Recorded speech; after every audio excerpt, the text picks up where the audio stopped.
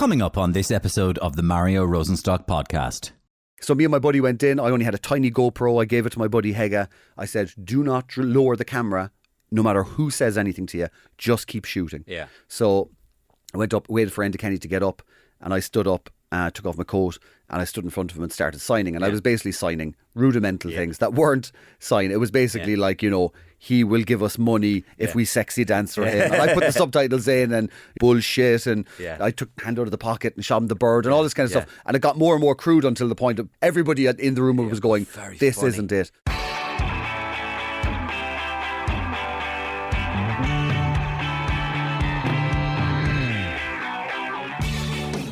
Well, when it's done well, you just can't beat a good prank. And my special guest on this episode is very, very good at them. Comedian Ross Brown has written for and starred in several hidden camera shows in Ireland, including RTE's The Fear and Scorchio, alongside Fred Cook, Hilary Rose and Jennifer Zamparelli.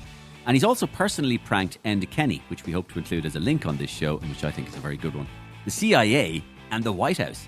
Ross has also written for The Young Offenders from day one and has now become the lead writer on the latest series of the show, airing on BBC One and RTE. There's also the small matter of his Amazon Prime comedy special and stand-up tour, so it's fair to say that he's a very, very busy guy. But he made some time to join me here in the GoLoud studios to talk comedy, pranks, mental health, and wait for it, his former career, would you believe, as a professional wrestler. So like all the wrestlers, after the people go away, we all are the ones that pack away the ring and set it up. But me and this other guy were told, you're not getting out of the changing room, you have to stay in there, because there was people outside with like glass bottles and stuff. So I went to the toilet and I just unloaded, right? I wrecked the gaff. So I came out, and as I walked out, Matthew McConaughey is standing right in front of me outside the toilet. There's like 10 minutes, Matthew, if I were you.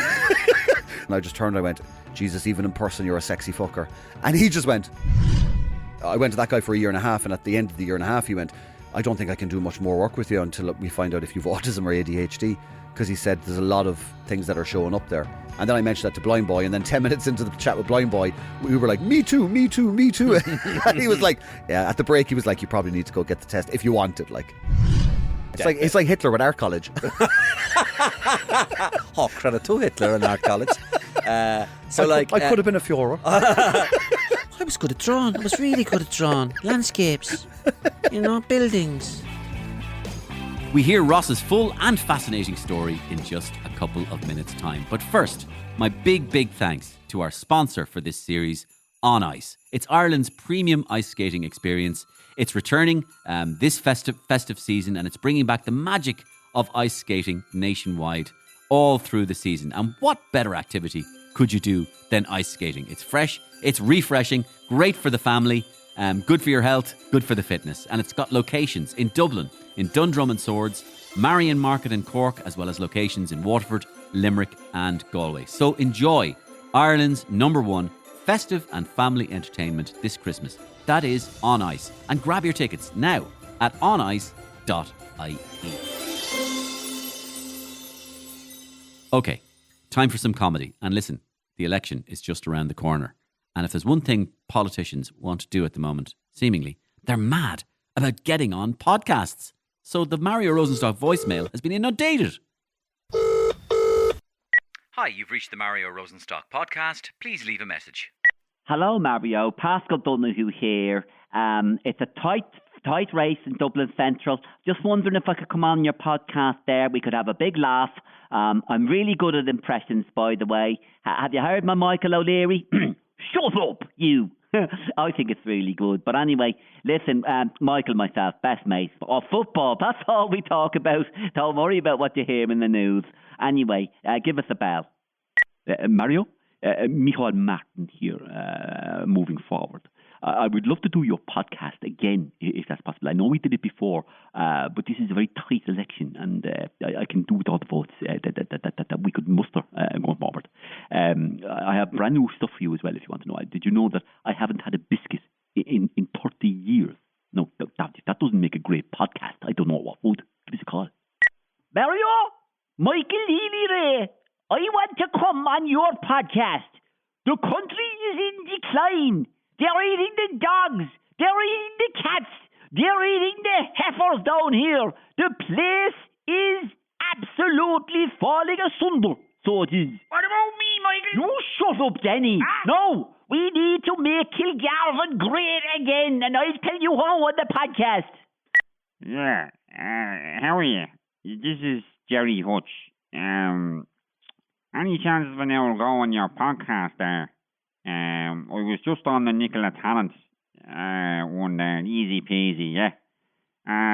Anyway, look, if you don't want me on the podcast, right, that's your own lookout. But whatever you do, right, get out and vote.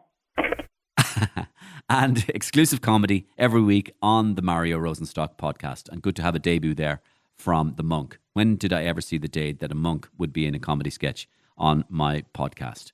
But anyway, if you want to get in touch with me, of course, it's mariorosenstock@gmail.com. And right, let's go straight to the Ross Brown episode. As I outlined earlier, Ross has a very busy and successful comedy career spanning writing, pranks, stand-up. But before his comedy career, he made his living in a completely different way that I was fascinated by. So we kicked off there. So, Ross, I was really intrigued by the wrestler story. Yes. And I mean, I've known you for a few years. And well, if you forgive me for saying this, you don't particularly look like a wrestler. I don't. Tell me that you were, I mean, obviously, you're a comedian. Yeah. And you were a wrestler. Yeah, I started wrestling when I was 15. I went over to, my parents told me that if I passed my junior cert, that I could go to a wrestling camp, a wrestling training school over in the UK in Kent. So I found it in the back of a wrestling magazine and it was like, want to be a wrestler? And I was like, yes. So I paid the money, went over, and on the first day of training, I smashed 5 teeth and nearly broke my neck on one move. Yes. And I was like, this is, because I was so enthusiastic because I just wanted to be a wrestler. So I just jumped to my feet and they were like, you okay? I was like, yeah, I'm okay. I'm just spitting out chunks of teeth. And I was like, okay, let's go again. So I trained there. I used to go back and forth for like, the summer camp was 2 weeks long. Then you go over for like an October camp and then an Easter camp. And you went over and the coaches were there and they ran a weekly training school there in the UK as well. And you were coming from Cork? I was coming from Cork, yeah. And there was 2 other guys that used to come from Bray. Paul Tracy and Fergal Devitt. So Fergal is now in WWE. He's one of the biggest stars in WWE. Is he? Yeah. So we all started on the same day. We kind of spotted each other. We spotted our turnip heads across the room. Yeah. I was like, they're definitely Irish. Yeah. So we kind of gravitated towards each other. And did you develop your body and stuff, or were you not greatly. I was like a whippet back then. Right. You know what I mean? Like I was trying to put on weight. I couldn't like build muscle. Whereas now I'm going, if only I had that 20-year-old body or that 17-year-old body. Yeah. But I was more a character. So that was my thing, was that, yes, I was technically proficient. I wasn't the strongest or the biggest or even the best. But my whole thing was the character. And what was your character? It was the investment Ross Brown. As in a broker? No, as in put your money on me, I'm the best guy there is. Okay. So I used to come out with like the fedora, the trilby, the suit, you know, the whole shebang. The investment! Sometimes a cane, the whole shebang. I used to come out, everyone used to go to like death metal. Yeah. Because everyone wants to look tough in wrestling. Yeah. So they all came out to like, and I came out to the Motown song Money. So it was like, down, down, down, down, down, down. Yeah. And that would just get the crowd immediately going, what Did is that this? imply that your character had sort of brains and smarts? Yeah, and also this kind of old school braggadociousness. So it was very Rat Pack kind of orientated, you know. Okay. And I was obviously the villain. I was the bad guy. Yeah. I was this obnoxious, plucky. And you'd do young, flips and turns and the whole shebang. falls. Yeah, everything you'd see in American wrestling. We were trained in a British style and a kind of a hybrid. So it was like the American style, looking more legitimate because we all learned how to do real wrestling as well. So I've got a black belt in submission wrestling. So we all had to learn how to do legit wrestling. And then we kind of trained in the European style, the Japanese style. So we were kind of taught from early days, if you're going to punch, don't stomp the ground and pull your punch. Punch full force or don't punch at all. Right. So then you kind of develop other ways of hitting, like forearms and European uppercuts. So you're hitting them with the meaty part of your arm. Right. So you're getting full contact, but you're not having to do that whole American Haughey kind of, you know, stompy punch stuff. Yes. And did you have anything to do with it? Did you do anything in America? No, never went to America. Yeah. Wrestled in the UK, wrestled in Ireland. Wow. And it was great. Like I did it probably up until, I suppose, the age of 23. Yeah. And then I stopped for years, had kids and all that. And then I kind of went, I wonder, could I do it again? I coached for years. And then I went, I wonder, could I go back for a little run? And was there any difference between American wrestling and British wrestling? On the surface, no. But if you're looking at the old school stuff that used to be on ITV, like your Giant Haystacks, Big Daddy, and your like Roller Boy Rocco and your Johnny Saints, we would have been more the light heavyweights and the cruiserweight style, which was that like escapology, very technical base. You could make somebody think that it wasn't fake. So we used to do the very technical kind of stuff. But then you'd have all the pageantry of the American stuff as well. Like I used to go to the UK, and because I was like when we went to the UK, it was always put on the green, white and gold, because immediately you're going to be hated. So we used to go out like that, and I used to go one step further. Like I would get a load of Union Jack flags and staple them together end to end, and then I'd wrap them around a broom handle, and then I'd have two guys come out either side of me as I'm making my entrance and make like a red carpet of Union Jacks. So I'd walking on the, so like we caused riots. Like there were a few shows where there were like having chairs thrown at us. Yeah. We had to be locked into a locker room, into a dressing room one night, and normally you take down the ring. So like all the wrestlers, after the people go away, we all are the ones that pack away the ring and set it up. But me and this other guy were told, you're not getting out of the changing room, you have to stay in there. Two guys were like stationed on the door, and we were told they backed the van up with the ring up to the double doors of the venue, and we were told jump into the back with the ring, and they drove like a mile down the road and then let us out because there was people outside with like glass bottles and stuff. So like we did our job then and come here, like I mean, I'm sort of half obsessed with the whole American election stuff and everything. Like a lot of people in Ireland are, and I just saw like in the last few days that Linda McMahon was made Education Secretary, and she was WWE CEO. She was married to Vince, who was the chairman of the board. I know that Netflix documentary now is out about Vince, and Linda features heavily in it. Yes. They're separated now or divorced. Yeah. And just tell me, like from your perspective, I mean, do the crowds believe in it?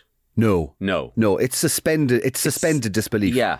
So it's kind of like you'll see your Star Trek fans or your Marvel fans, and it's the same kind of thing. It's just that they take away that extra layer of we know this is produced, we know this is predetermined, but what they'll do then is they'll just take that extra step and go, oh, we're also going to participate as the third performer. Yes. So you have the two wrestlers, but the crowd are as much kind of, I suppose, involved in making the magic of the kind of, I suppose, the pageantry of it. So the crowd are so interactive in wrestling that they go, oh no, us buying into this audibly and physically and emotionally will create these moments. So there is a kind of a buy-in. But exactly, you've brought something home to me now though, which it's like that. In a way, I think this is what a lot of the Trump supporters are doing as well. Trump had Hulk Hogan come out and badly rip his t-shirt and go, well, let me tell you something, brother.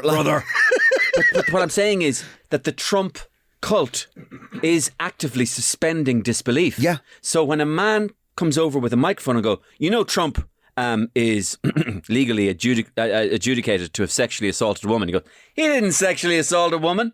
Yeah.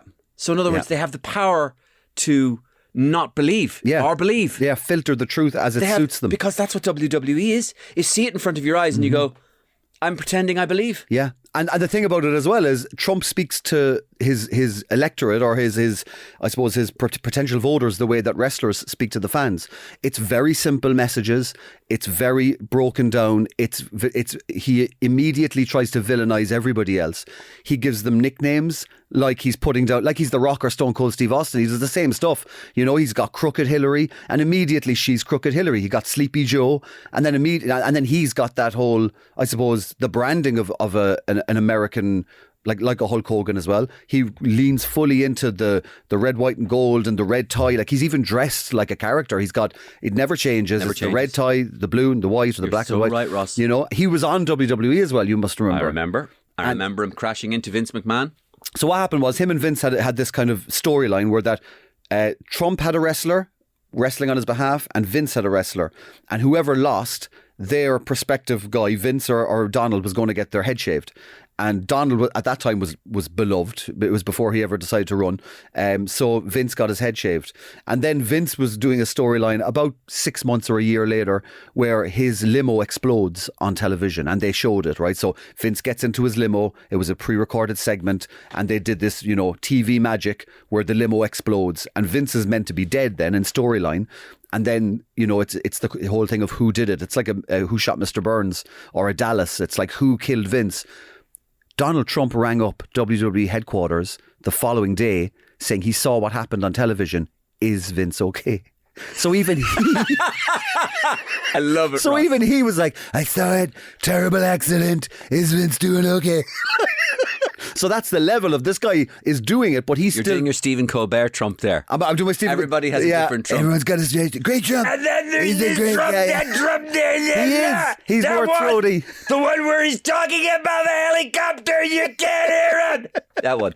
Yeah, So you mine's see- the whispery Trump. Yeah, there's a whispery Trump, and that's a Stephen He's a Colbert. great guy, great guy. Jimmy Fallon does that one as Yeah. well.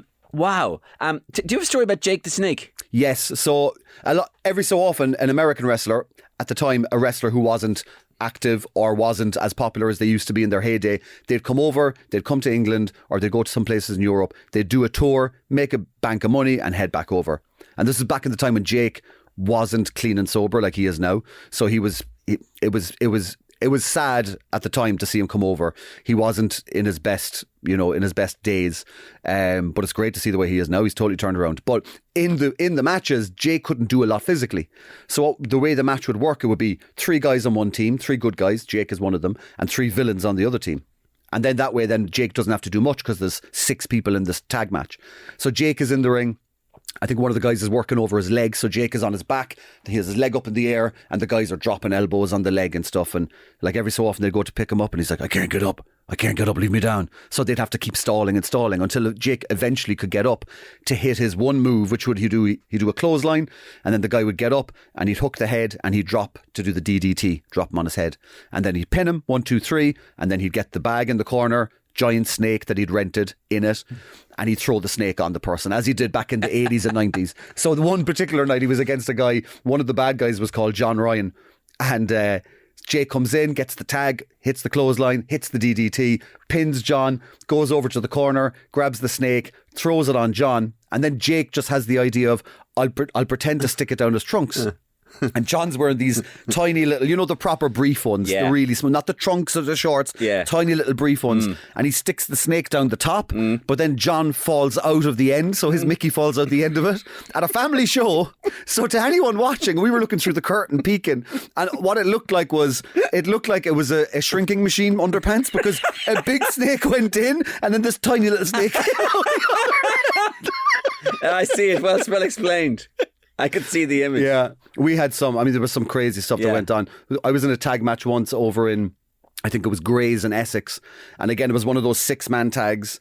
And one of the guys fell asleep on the corner waiting for the tag. Go on. Yeah, I think he might have been out the night before. Yeah. Or that day. It's a bit like a circus, isn't it? In the sense it's very carny based. And it's family based, it's family entertainment, it's like suspend disbelief, but it's quite... it can be quite grimy behind the scenes. Oh yeah, and it's not. There's an underlying seediness to a lot of the industry. It's different now. Like you got places now, like in Dublin, there's OTT Over the Top. They're run by a guy called Joey Cabrera, and it's a very cleaned up business. I think even in WWE now it's very cleaned up. There isn't the drug abuse. There isn't the backdoor politics as there used to be. It's much more open. I think society has moved on much. So I think that's the business has caught up now. Did you see the wrestler with Mickey Rourke? Yes. Yeah. Very true to life. Yeah.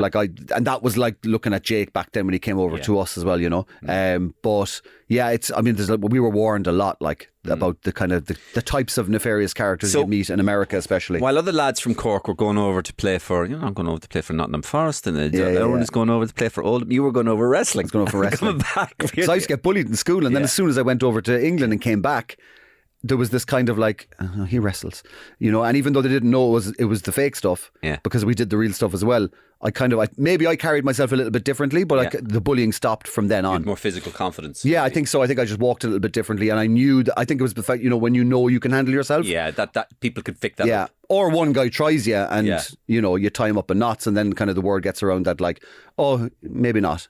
Do you know? So because I used to get hammered, like did you? Broken collarbones. No, I think I was just an easy soft touch target. Yeah, and I would have been quite a sensitive kind of thoughtful kid, and also the class clown. So you're painting a target on yourself for anyone that doesn't like that kind of thing, But somehow in your life, entertainment has constantly surrounded you. So from even your father's time, reading some notes about you, your father was a mime and a comic. Yeah, is that right? And did he have a partner as well? He did. He had 2 different partners. It was 2 different incarnations. So he was in a comedy double act called the Mad Hatters, and this would have been the late 70s, early 80s. And what they were basically it was a sketch show, and they would act out the sketch which would be, I suppose, communicated through the medium of songs, so popular songs of the day. So one of them would have been like, when the busman strike was on, they did I've been walking these streets so long, do you know, and they'd come out, and it was very quick change, so it was very like unbelievably, like, you know, loads of costume changes, wigs, all that kind of stuff, props that they'd made themselves. My mom used to do all the quick change costumes for them backstage.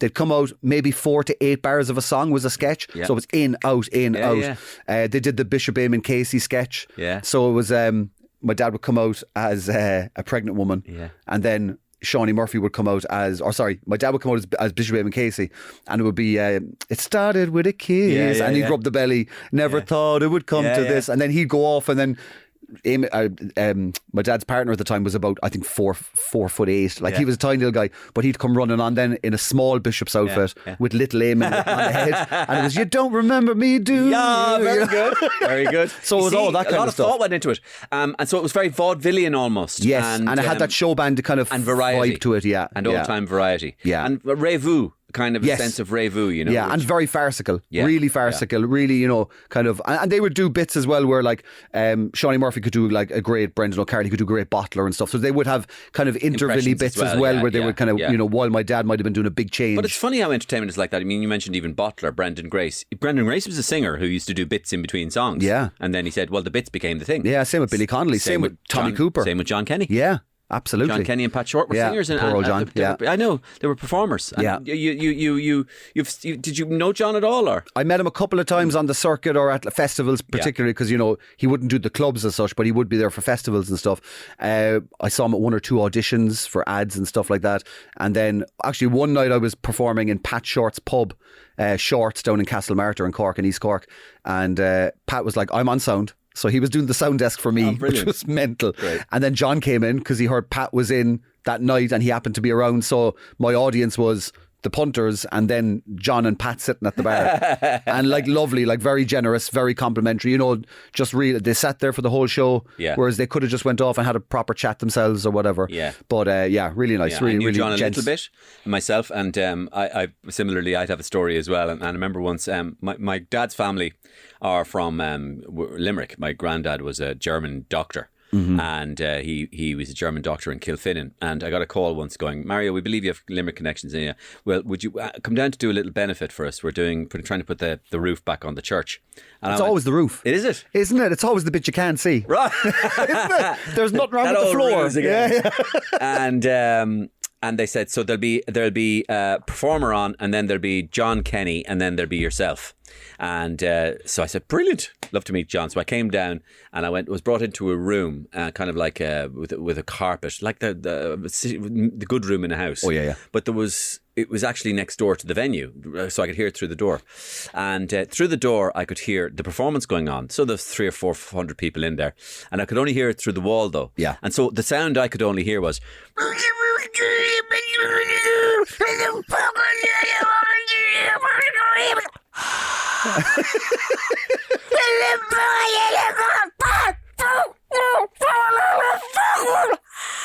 And when did John go on?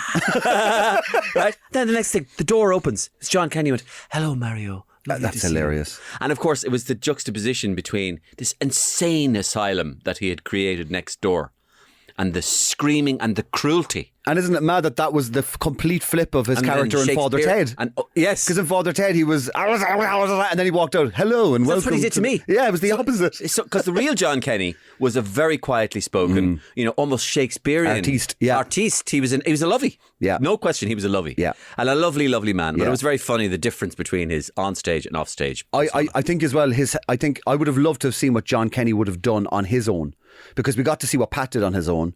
After Unbelievables, but I would have loved to have seen what John could have done on his own in terms of a TV show or, you know, a vehicle of his own, because you could see his hand on the Unbelievables, and especially retrospectively going, that was the Unbelievables when the two of them were writing it.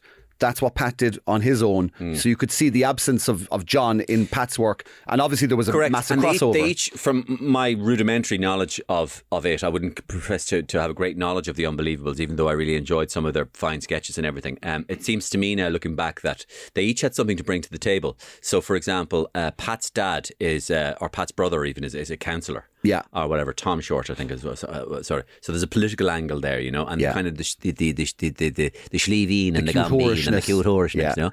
And then John is the sheer fucking madness. Yeah, the yeah. alcoholisms, the wild stories, Yeah. ending up in places that you didn't, you know, animals. Yeah, and very Python-esque as well. Very Python-esque, yeah. So, but without being bitchy now or anything, but the you know, I was saying to Ian the other day that you know, everybody going the Unbelievables and everything, and John and Pat and everything, and rightly so. I don't remember them ever having a fucking RTE show. Yeah, And you're going, really? yeah. Right. So the Unbelievables were there, selling 1 billion copies of a VHS. Yeah, to video, every household and in the country. nobody in RTE had the fucking idea. Sorry, I'm losing it. Get your fucking in! I'm going to lose the fucking biscuit here! Isn't it mad though? Yeah, well, you see, that pisses me off. Yeah. And then they're all great at the funeral and everything. Yeah, going, and one of they'll the great talents. And they'll do these Where shows. was the TV show? Yeah, they'll do these shows like looking back over the years and going, at what? Footage that you've now rented from other people. Exactly. Yeah. I think investment needs to be made proactively rather than retrospectively. Exactly. Do you know? And people who are regarded as supposedly living legends should be, you know, given jobs when they're the legends. Yeah. You know, I mean, that's another topic entirely. So back to your own career, Ross, because God rest him anyway, John. Yeah. And because he was a lovely fella, and anybody who met him knows he was a lovely fella. I read some stuff about his funeral as well, and some of the things that were said by Marge. Yeah. About how much he loved people. Yeah. And how he was a people person. But anyway, God bless him. You, your father, the wrestling, and then, you know, sketches, comedy, stand up, but also what attracted you to pranking? So you were involved in the show The Fear with Hilary Rose, who's also in Young Offenders, and I know you're the lead writer now on the Young Offenders, and we'll come back to that in a minute. But you did a prank show called The Fear. Yeah. And also you personally have done quite a lot of pranks yourself. Yeah, so I would have originally started making hidden camera on my own. I would wrangle a crew together and go out to the streets of Cork and just do little sketches that I could think of in the hopes of just putting together essentially a show reel so that I had something, because you can't go to someone and say I can do hidden camera. You either can or you can't. You know what I mean? Okay. Hey, you know, I have great ideas. I need to see that. Yeah. So when everyone used to go to Edinburgh, or whenever all the other comedians were doing, you know, A, B or C, I would then go and get a train to Dublin or get an air coach to Dublin, and I would Google where every production office was in Dublin, and I would literally cold knock on their door and say, here are scripts, here is a DVD of me doing hidden camera, would you like them, would you like to see it? And I went to everybody. I went to Kite and Animo, and I went to Shinawil and everybody, and I went and basically knocked cold called on all their doors. So by the time that RT was making a hidden camera show, word had gotten around, hey, you should probably get this guy to try out because he's done it and we've seen his stuff. So I actually think your word cold got calling around. possibly paid off a bit. 100%. Okay. Yeah, because I was told that my name was being passed around. So, and for no other reason, because I wasn't in the loop. I wasn't, you know, up in Montrose doing anything else. Yeah. So I think that kind of definitely paid dividends, you know. Yeah. So then I got the call saying, hey, you know, do you want to come in? Maybe, you know, it could be a cast of 10. Maybe there could be 8 or 10 comedians. And that I eventually got the call then after doing a test day saying there's just going to be 4 of you. And you're going to be one of the main cast members. And then I think that was whittled. I think Jennifer left after season 1, so then it was 3 of us. Jennifer Zamparelli. Yeah, and then it was myself and Hilary were doing season 3 and 4 ourselves. Fred Cook came in for like a couple of musical sketches, and it was so. By the end of that run, then of like season 3 and 4, I started to pitch more ideas then because I wanted to write more. So I started pitching the ideas.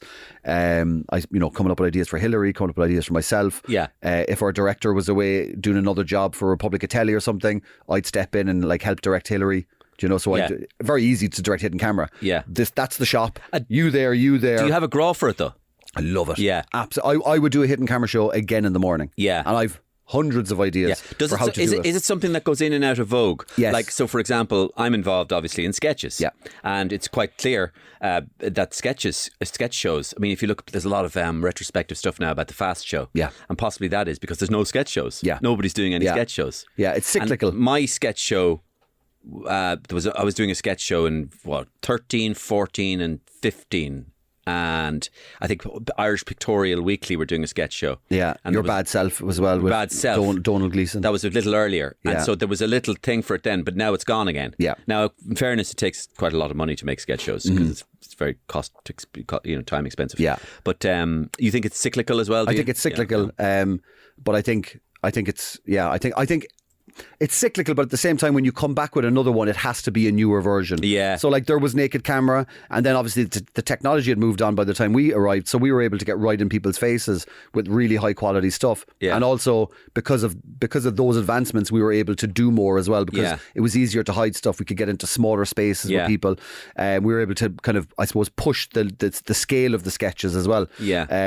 And then I think now what I think should come back is, and the ideas that I would have would be, do hidden camera, but integrate it with a scripted story. Yeah. So similar to what Sacha Baron Cohen would have done with the Borat movie. Yes. Is that there is a story, we're following this character, we're invested in them, but anytime they're out in the street, you have those setups where it is hidden camera. Yes. And that pushes the story forward. Yes. And then both of them are integrated. So that's the kind of stuff I think should be what's coming back the next time, because it's a newer version. It's a newer packaging. Well, you're of thinking the same about thing. it. I can see you're thinking about it. It's something that's kind of close to your heart. Yeah. Didn't you do one as well, though? I don't know. Was this for the hidden camera show? On Enda Kenny? No, that was all on my own back. That was on your own. I remember. Yeah. Tell us about that one. I was doing a college gig. That was a really funny one. I was doing a college gig down in Tralee or something. Yeah. And I saw, on the way down, I saw this poster thing saying that there was some sort of Fine Gael meeting or something on some kind of public forum thing or whatever in Silver Springs Hotel in Cork.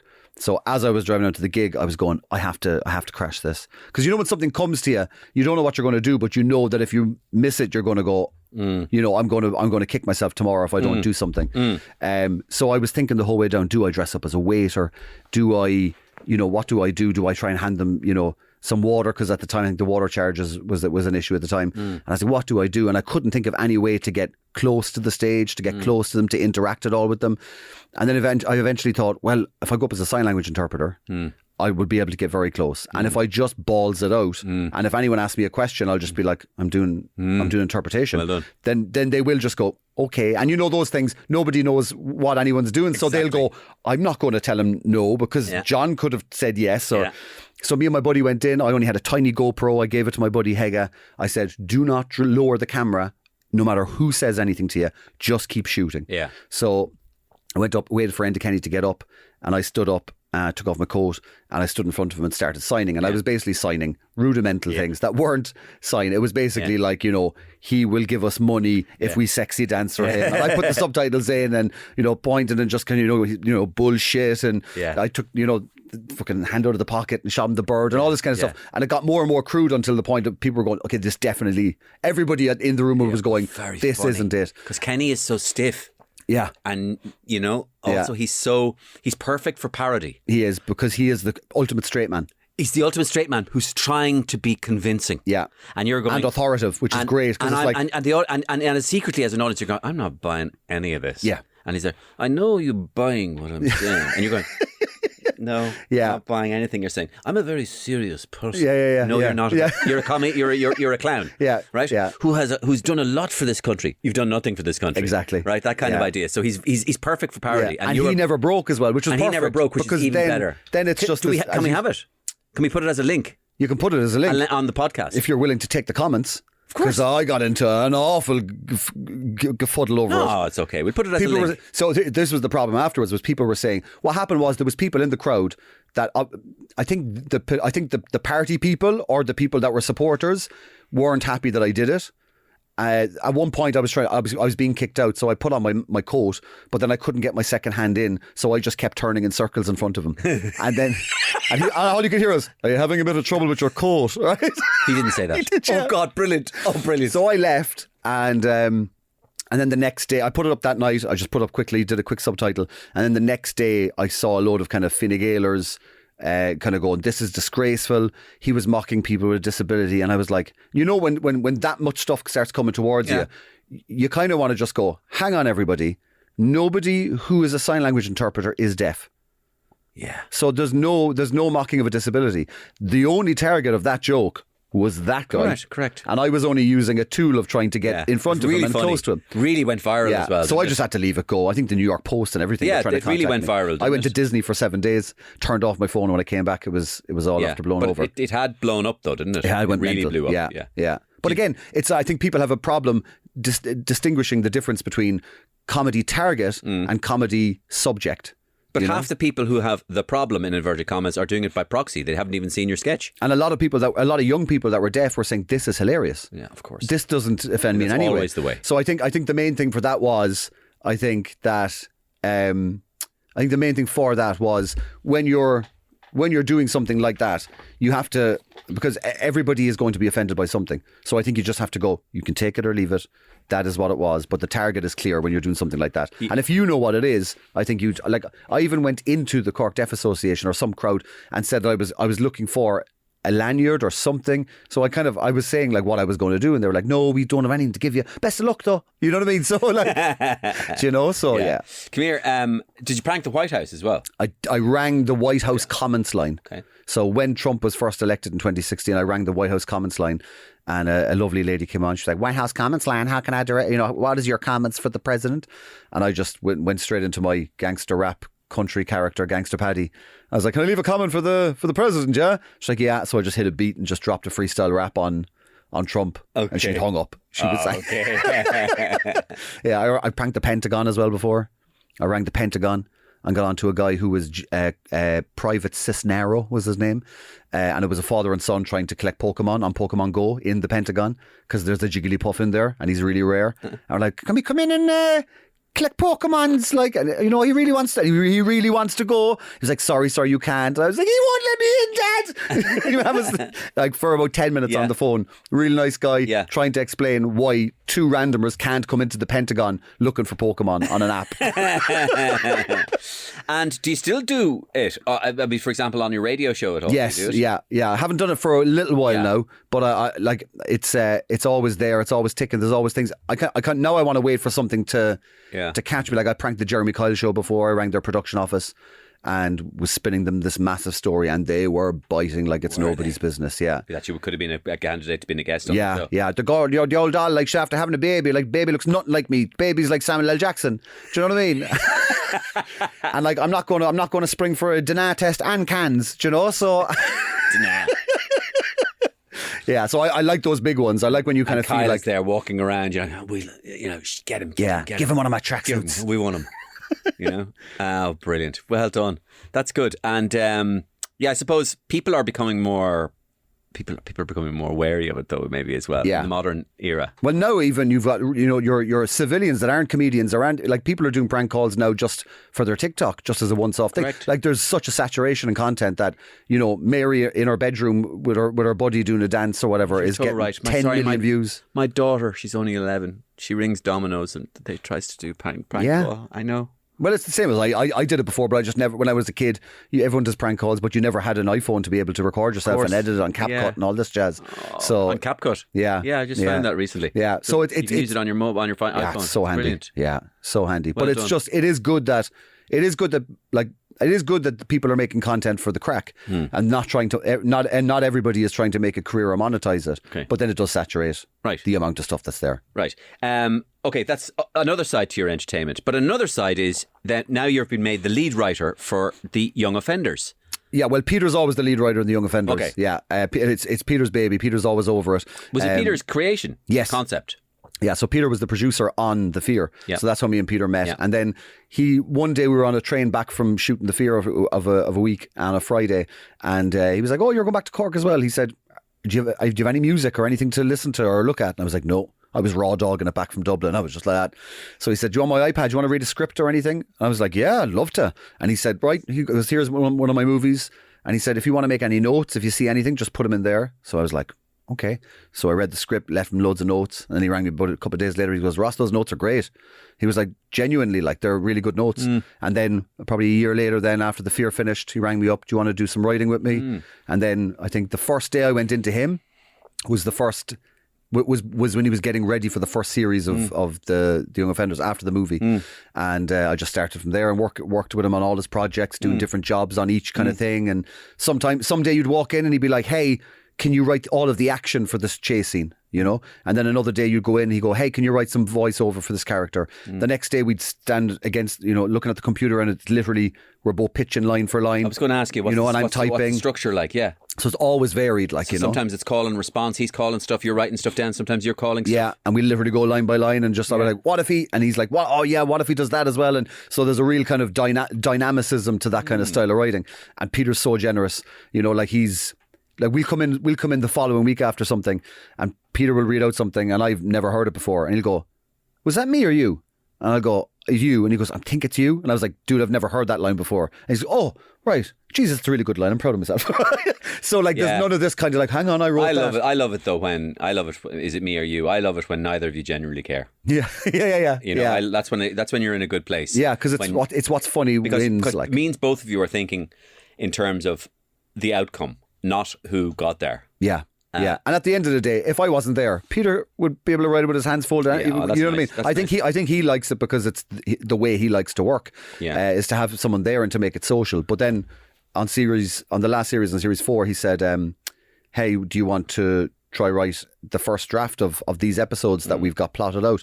Because I was there in the kind of the room when we were breaking the story, and he was off doing something in America. So I said, "Yeah, I'll write the first draft of episode 1." And then he said, "Do you want to just keep writing and just write the first draft of all of them?" So I did, and then he was like, "Right, do you want to just take one episode for you?" Like I think episode 3. We had nothing. It was just a blank sheet. We hadn't figured it out yet. And he went, "Do you want to just take that and just make it your own? Go for it. Make it, like, come up with an episode, come up with the idea." Did you? I did, yeah. That ended up being the fishing episode on the last series. And then he said to me, "Do you want to write another one?" Nice. So I wrote another one, and then that one got so dense, because Chris Wally was more featured in that episode. Then that episode got split in 2. So one of the episodes I'd written then became 5 and 6. So it's terrific. it was terrific. It's made a great impact on you know, Irish TV life, you know. And it's although it has universality to it, it is set in Cork. And I mean, I was going to ask you about Cork because I have a close association with Cork because I went to secondary school there, and a lot of the characters I do on Gift Grub are very Cork, and it's like you with your wrestling. I don't shy away from Cork characters. I feel comfortable around them because I went pulling there from a familiar place. Like, and I knew it, so it's like I knew the place, and I kind of know the way some of them the little swagger. That was very Cork. And and also when I performed there, like I've always had just slightly different vibe. And I've tried to, you know, in my spare time, analyze it over the years and going, what is it? And you know, among other things, it's a different place. It's like it's like the Republic thing that they say. It's kind of the kingdom away from the kingdom. It's like another fiefdom. It's a place of its own. They really love the piss take, though. There's something that Cork people love, the piss take. They love to see somebody really filleted. In a beautiful way. And also it's a very political town. So with the treaty. So there's politics and there's piss take. Like I remember when there's a famous DJ in Cork who something very bad happened to him in around 2010. Who you're talking to, and we won't say anything about it. But anyway, it was the cause celeb. Well, I remember your line from the Opera House that night. Oh my God, were you there? Oh no. Anyway, so because that was just around the time, and I remember when I was going down to the Opera House to perform there on my first tour, and I remember getting into taxis all for the couple of days, and every taxi man would have 5 minutes on him. And each 5 minutes would be different. And they were as if the taxi men were trying to up each other. Because it was quality stuff, like. And the 5 minutes lasted longer than he did. So yes, I mean, it was quality stuff, like. And so they love humour. They love the piss take. Would you have anything to add to that, Ross? I think it comes down to the topography of the land. I think it's just a very hilly place. So if anyone can fillet it and kind of flatten it out a little bit, I just think, I don't know what it is. I think it's because it's very sing-songy and it's got that lilt and everything goes up and it goes down and that. I think it does lend itself naturally to comedy. You know what I mean? Because it has that. There's a rhythm, and I know everywhere has their own rhythm, but Cork's got this very kind of so it's always, you know, we're always going to take you down a little bit, like, you know. So I think it's that, and like that whole phrase of like, you know, didn't he get a grand land for himself? Like it's always that kind of There is there's passive, not passive aggressive, but there's always this sarcasm. Kind of and it's always kind of, I'm saying this, but I mean, but you do know what the subtext is. There's a sarcasm. There's a layers to it. It's not just fuck off you. You know, it's not that. It's just there's a little bit more acerbic. You know. but I exactly, I agree with you there, and that's well pointed out. But I also think that, like, when you see for example, the obstinacy and the stubbornness of someone like Ronan O'Gara or Roy Keane, and the bitterness, I mean, the grudges that they bear, quite plainly. Yeah. Roy for Dublin and how he didn't get picked, for the Irish schoolboys when he was under 16. He'll never forget it. Yeah. It'll be honest. Yeah, it's like Hitler with art college. Oh, credit to Hitler and art college. I could have been a Führer. I was good at drawing. I was really good at drawing. Landscapes, buildings. And maybe I can make the trains run on time. So it's that kind of otherness that they have, that we're in, it's the pride of who they are. That also lends itself to humour as well. And there's an underdoggedness. There is. I think when you're... But it's an underdoggedness which kind of crosses into overdoggedness as well. I think it's overcompensation. Well, do you know that thing where they're the underdog, and then they're so fiercely the underdog, they become the overdog, and then they find themselves as overdog. Yeah, it's Scrappy-Doo. That's what it is. Dublin is Scooby-Doo. Right? We'll just run around looking for snacks, and we're Scrappy-Doo going, come on! Yeah, there you go. Yeah. And Dublin is like... Monaghan is Shaggy. Yeah, that's good. Well, that's a nice little analogy, actually, yeah. So... The other thing was to tell people about, my listeners about your Amazon Prime comedy special. Yeah. Which you did as well. I mean, no other Irish comedian pretty much has done, in fact, none have done an Irish. So how did that come about? And so I went over to LA to shoot some hidden camera. I had this idea for a character called Gabriel, who was kind of like a non-denominational religious guru. So this guy who'd set up his own platform called Haughey, and it was basically Netflix for the soul. So it was like, it was everything. It was, basically a bullshitter, one of these like Instagram bullshitters who thinks that he's got the answer to all of your existential crises and all that kind of stuff. He dresses in all white, so he's going to do seminars and conferences and stuff. Basically, and he wants people to sign up to his app so that he can give them perspicuity and cleanse them of all their guilt and all of their problems and everything. And he tries to kind of package himself as this like modern day kind of Messiah Jesus kind of character. And he goes over and he tries to recruit people and he tries to get psychics to pair up with him so that they'll say, I think you need to join this. Like, we went to a psychic and convinced her that she would tell people that she saw in a vision that they should sign up to my app. And then I told her that I would say on the app that they need to go get more psychic readings so that and she signed up. Her husband rang us an hour later and said, do not use any of that footage. She obviously told him, and he was like, you fucking what? So he obviously told her, ring us back. No, we gay crashed Scientology's celebrity centre. Did you? Yeah, I was outside. I was outside with a megaphone. Shouting up, trying to talk to David Miscavige, and the security called the cops. We had to pull a legger. He's been gone for years. Yeah. We made infomercials, so we like hired the studio space and got people on Craigslist. For the Fear, in 4 seasons, you like the most insane mental person that we would have got for the Fear. That was the greatest person to have on camera, who's completely off their rocker. Every single person that we spoke to in LA was more extreme than them. It was like the lowest kind of amazing catch for gold was everybody. Why isn't there a hidden camera show made every day in LA? It's insane. And so, like, I had a guy who was in a studio and I was feeding him the lines for this infomercial for my app, and I was trying to say to him, I said, look, tell them that you used to have AIDS, and you used to be 700 pounds, and now look at you. And I was like, and take off your shirt and show us the flex. And he did it. And I was like, and now I've been AIDS free for 3 years. He's like, I've been AIDS free for 3 years. He goes, and my girlfriend's pregnant. He was like, and my girlfriend's pregnant. And we were like, oh my God. Like, absolute insanity, the stuff we got people to do. So we were over there doing that, and then we met a guy called Cormac Fox, who was involved in the Osbournes TV show, and loads of other things for like Nickelodeon, loads of kind of producer on loads of TV shows, and he's from Ireland. And he put us in contact with loads of, as what happens, you go to America, everyone tells you where all the Irish people are in the industry, and you go chat to all of them. So we met Emer Noon, who was the first ever female conductor for the Oscars. And her husband is called Craig Garfinkel. He makes like, they make music for like World of Warcraft video games and all that stuff. Really accomplished composers. And he had previously directed Dane Cook's New York City Madison Square Garden special. And we showed him my previous show on The Everyman. did an interview, chatted with him and stuff like that. And then he was like, right, let's try and make another one. And I'll jump on board and I'll try and kind of use my influence here and my connections. So we got it picked up by Comedy Dynamics, and then Comedy Dynamics then sold it to Amazon.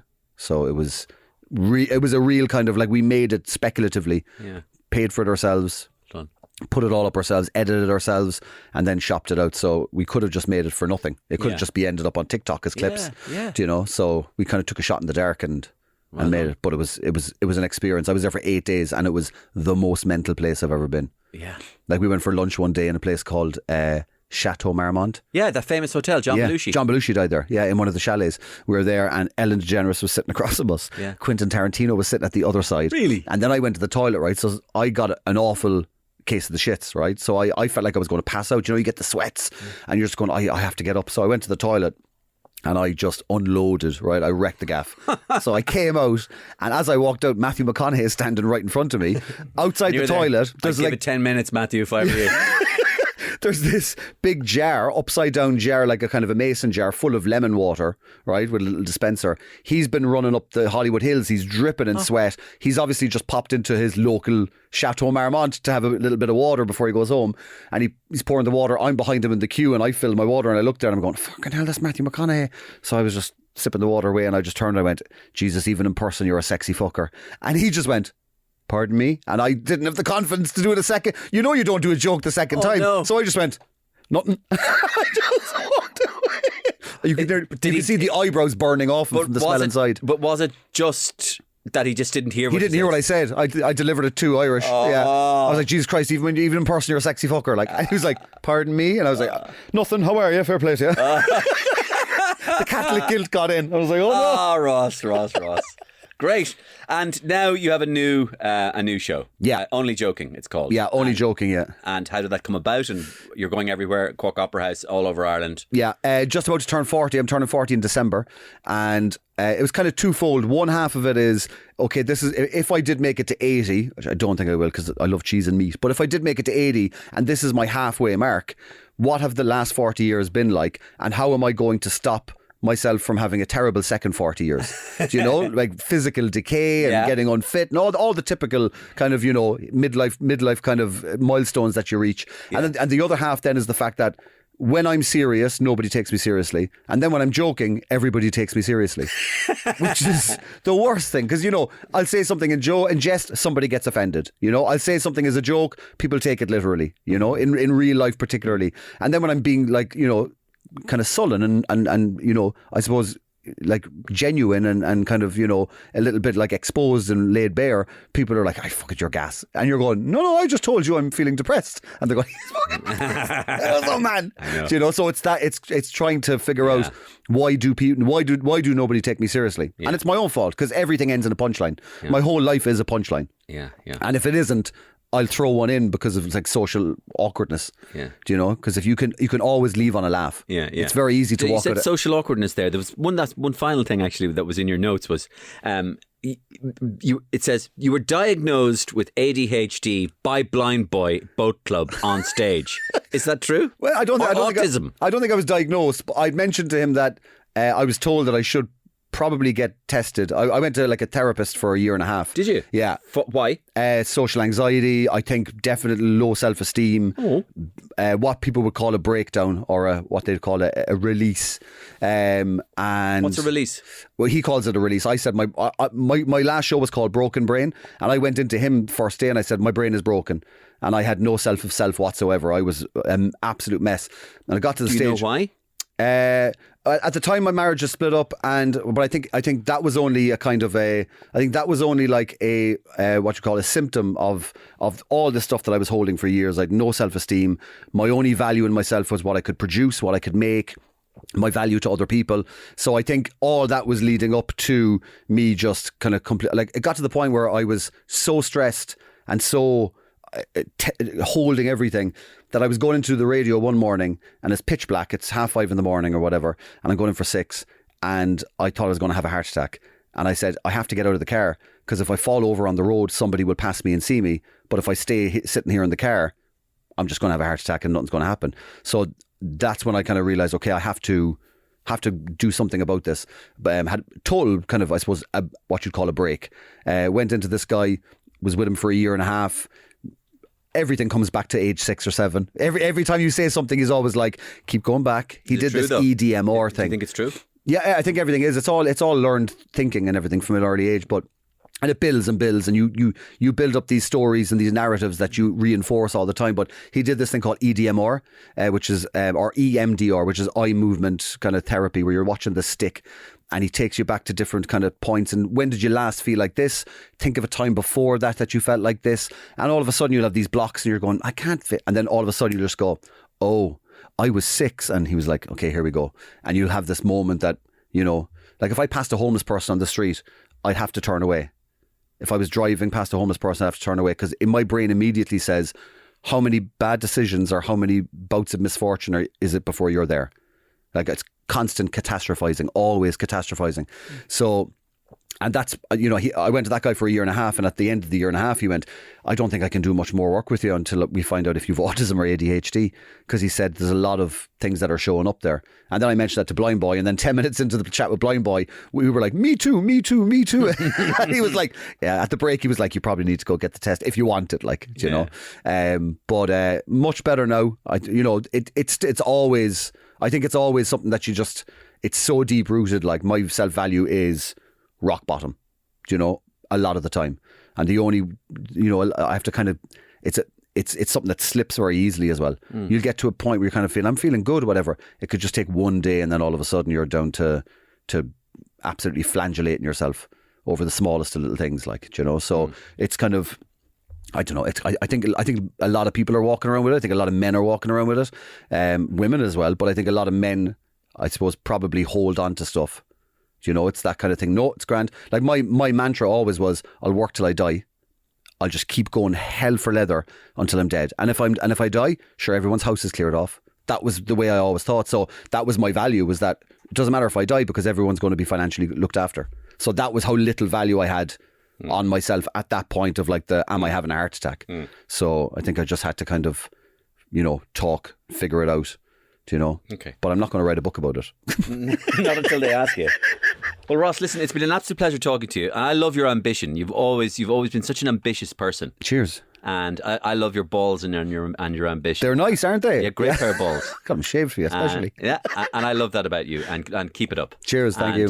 And Only Joking is going to be around the country. And you going to Dublin as well, or yeah, where are you going? Yeah, I'll be hitting everywhere. We're going to be booking more dates now in kind of January or February, I'd say. Once we find out if the snow is going to hit or not. Yeah, all right, brilliant, lovely talking to you. Such an entertaining conversation. Cheers, thanks a million. Ross, thank you. And my thanks to Ross Brown for coming in and talking to me on the Mario Rosenstock podcast. And of course, my thanks to our sponsor, On Ice, Ireland's premium ice skating experience. This is the time to do it, folks. This is the season to be jolly. It's fresh, it's brisk out there. Get on the ice, get out, and have a good time. It's a great family activity. Grab your tickets now at onice.ie. It's got locations in Dublin, Dundrum and Swords, Marion Market in Cork, Waterford, Limerick and Galway. It's Ireland's #1 festive and family entertainment this Christmas, and they're bringing it back this season. The magic of ice skating, that is, with On Ice. Thanks very much to you, of course, for joining me on this podcast. And if you can, tell one other person that you enjoyed this and recommend it. That's all I ask. Everything else is free. Enjoy your week. See you next week.